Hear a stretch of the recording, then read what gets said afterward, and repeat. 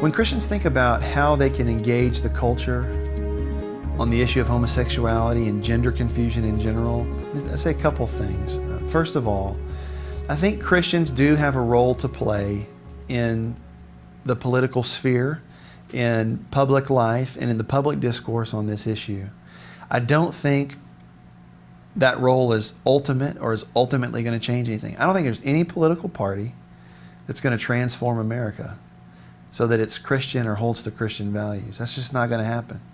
And I see actually erosion in both political parties on this particular issue because public opinion tends to be shifting. So Christians do need to take public stands. They need to do it for the public good, and they need to do it out of love. We have a role to play in the larger culture war, I believe, on the issue of homosexuality.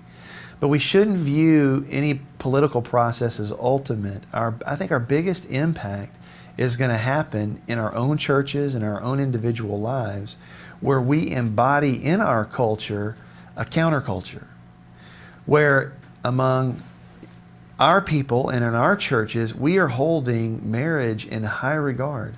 And it's not just an issue of homosexuality when we talk about these issues. If Christians want to be taken seriously, say in the larger culture on the issue of homosexual marriage and things like this, we've got to take marriage seriously in our own churches.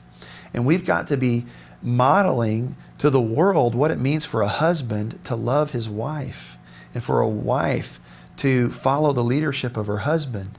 We've got to be embodying that in our churches and demonstrating to the world what it means to be a Christian and how Jesus changes us and the way that we live in the world.